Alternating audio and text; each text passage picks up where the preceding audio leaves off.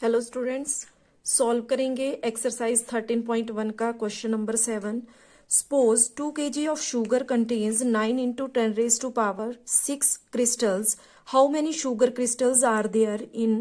First point में दिया है 5 kg ऑफ शुगर और सेकंड में दिया है 1.2 kg ऑफ शुगर। क्वेश्चन है कि सपोज करो कि 2 kg शुगर में 9 into 10 raised to power 6 crystal हैं। तो फर्स्ट पॉइंट में अगर 5 kg शुगर हो तो उसमें कितने क्रिस्टल होंगे, और सेकंड पॉइंट में अगर 1.2 kg शुगर होगी तो उसमें कितने क्रिस्टल होंगे।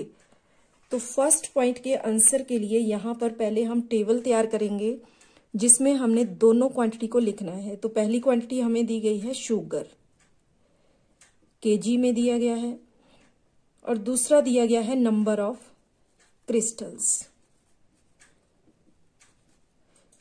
तो शुगर है यहां पर 2 kg और 2 kg शुगर में नंबर ऑफ क्रिस्टल हैं 9 into 10 raised to power 6। तो इसके फर्स्ट पॉइंट के लिए हमें यहां पर क्वेश्चन दिया गया है कि अगर 5 kg शुगर हो तो उसमें नंबर ऑफ क्रिस्टल कितने होंगे। तो इसके फर्स्ट पॉइंट के लिए हम इस तरह से टेबल फॉर्म कर सकते हैं। तो यहां हम ऑब्जर्व कर रहे हैं कि दोनों क्वांटिटीज डायरेक्ट प्रोपोर्शन में है।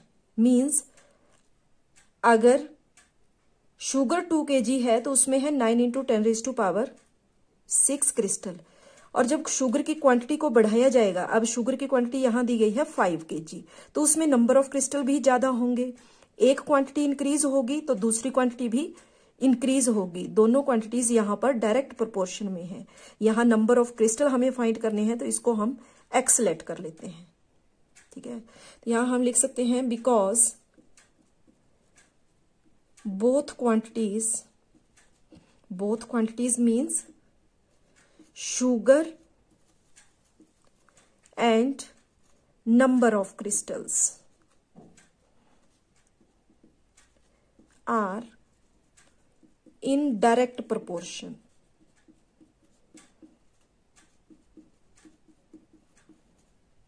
ठीक है, therefore रेशो में हम इनको लिख लेंगे 2/9 into 10 raised to power 6 is equal to 5 kg upon x।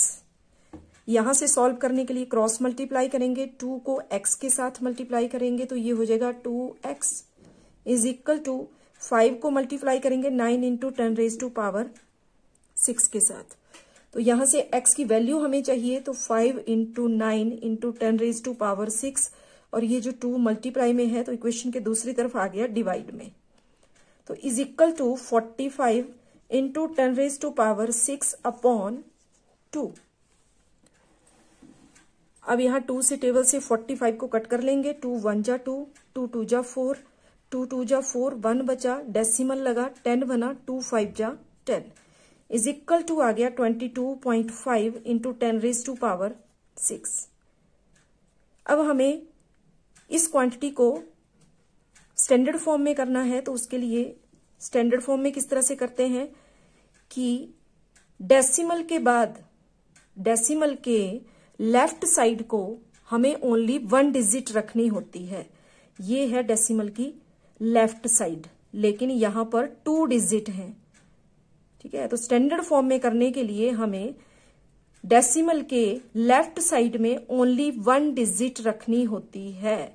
तो उसके लिए क्या करना पड़ेगा हमें कि ये जो डेसिमल है इसको बैक ले जाना पड़ेगा, लेफ्ट साइड को 1 डिजिट बैक। यहां 2 डिजिट है तो 1 बैक हम यहां लेफ्ट साइड को होंगे, तो ये हो जाएगा 2.25। और जब हम 1 डिजिट बैक हुए तो यहां पर आ गया 10। किस तरह से डेसिमल का बना 1, ठीक है, और 1 डिजिट बैक गए तो उस 1 डिजिट का बन गया 0। तो वो जो 10 बना वो यहां मल्टीप्लाई हो जाएगा। ठीक है, तो यहां हो जाएगा 2.25 इंटू, यहां पर देखो बेस सेम है, बीच में मल्टीप्लाई है, तो पावर आपस में प्लस हो जाती है। तो यहां बेस आ गया कॉमन और इनकी पावर है 6 + 1 7। ठीक है, तो इस तरह हमने क्वांटिटी को स्टैंडर्ड फॉर्म में कर दिया। तो ये आ गई हमारे पास x की वैल्यू। तो फर्स्ट पार्ट का आंसर यहां पर आ गया कि अगर 5 kg शुगर हो तो उसमें नंबर ऑफ क्रिस्टल होंगे 2.25 इंटू 10⁻⁷। अब देखते हैं इसका सेकंड पॉइंट। तो सेकंड पॉइंट के लिए यहां पर हम टेबल बना लेते हैं। सेम क्वांटिटीज हमने लिखनी है, शुगर और नंबर ऑफ क्रिस्टल्स।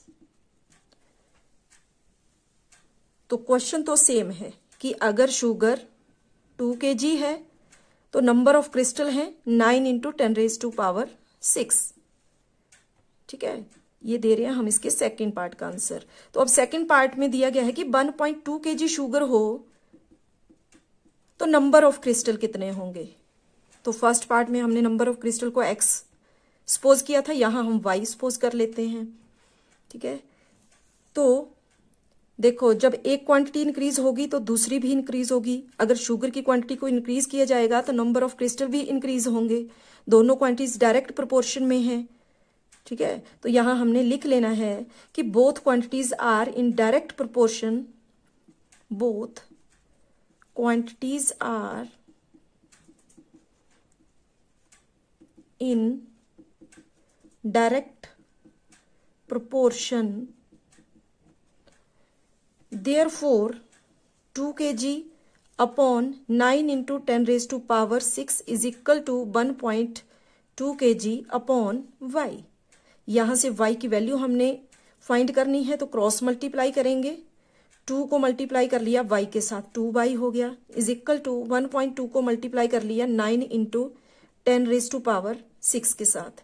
यहां से y की वैल्यू फाइंड करेंगे तो y is equal to 1.2 into 9 into 10⁻⁶।